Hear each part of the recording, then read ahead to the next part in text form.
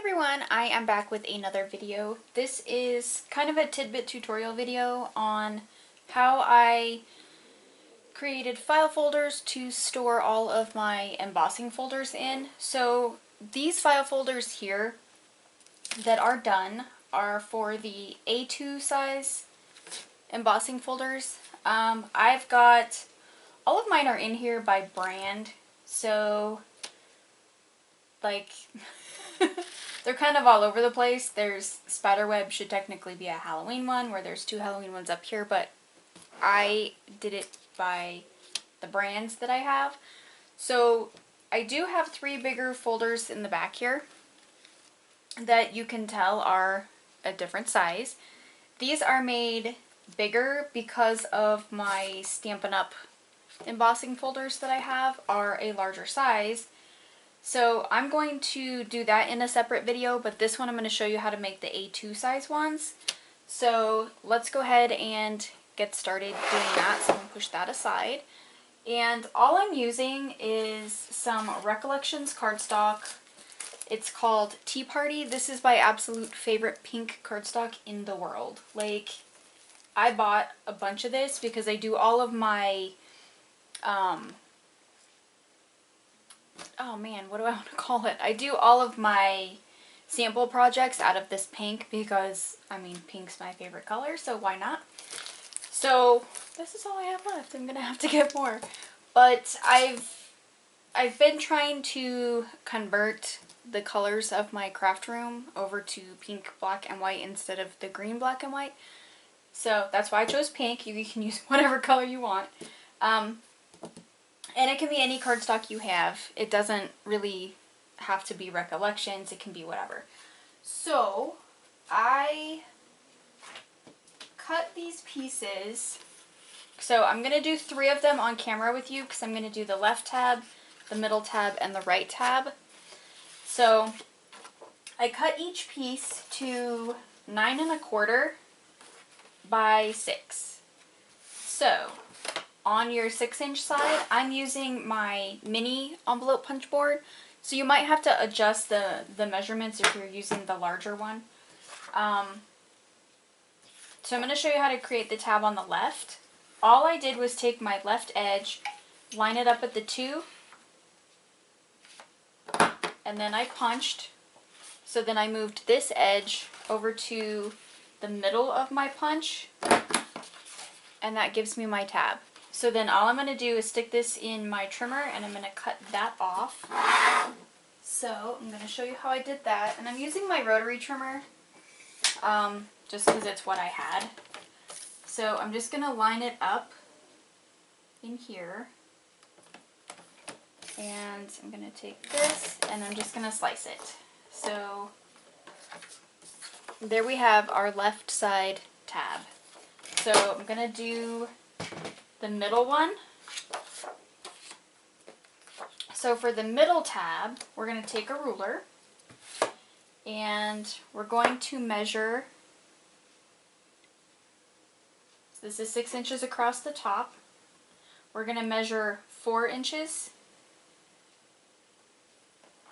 And we're going to mark that. Bring the punch board back. At that 4-inch mark, you're going to line that up in your punch. Okay, and then you're going to line it back up at, you're going to take your left edge, line it back up at the 2, and you're going to punch, and that gives us the middle tab. So we'll cut these off. You could pump a bunch of these out, like, that's what I did. I just started cutting and punching. Alright, so then we're just going to slice that off. Slice that off, and there we have our middle tab. Okay, so for the right side tab, again, we're going to take this, we're going to mark it at the 4-inch mark here, and then we're going to mark it at the 2-inch mark. So we're going to mark 2 and 4 with the punch board. we're actually going to line it up on the right edge in the middle of the punch.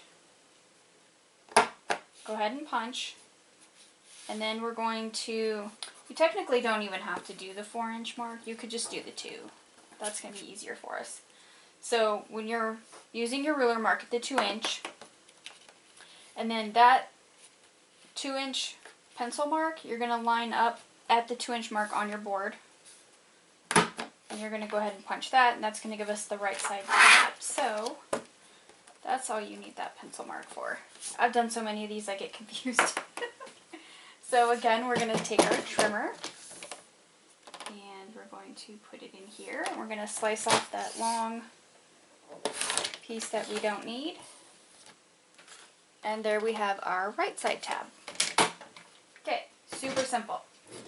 Now we're going to take these. I have them face down because when I fold it, I want the fold to come forward, not backward. So, I'm going to take it and I'm going to score at 4.5.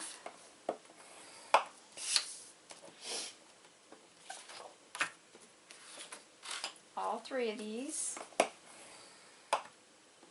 4.5.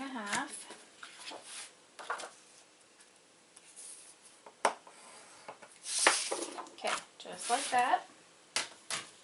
Then with a corner rounder, I'm using the 1/4 inch side of my corner chomper. I'm going to round all of my corners.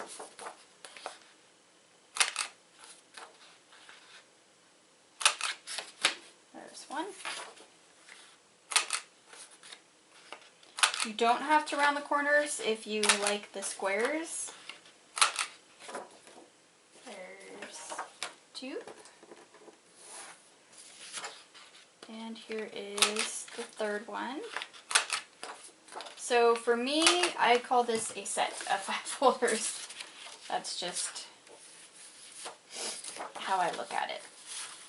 So then all you do is fold forward, go ahead and crease it, and then you've got your file folder.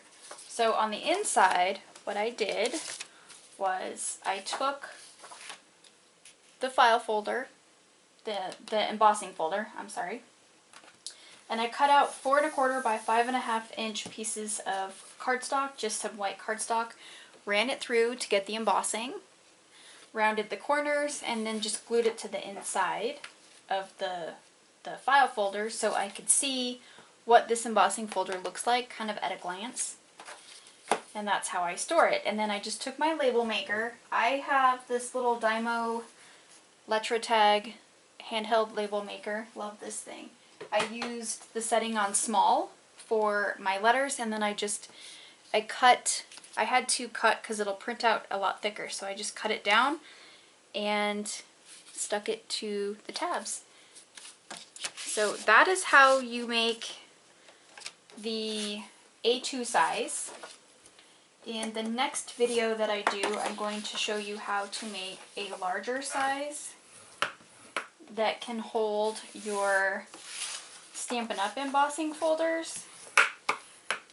Anything larger than that, I guess you can just adjust your file folder sizes to. Once you know how to make them, you can just do some quick measurements and adjust it. I know some people have like 5 by 7. And these are not. These are 4.5 by 6 3/8. So for a 5 by 7, I don't own any 5 by 7s, so I would have to play with the numbers to give you measurements for that. I could possibly do that.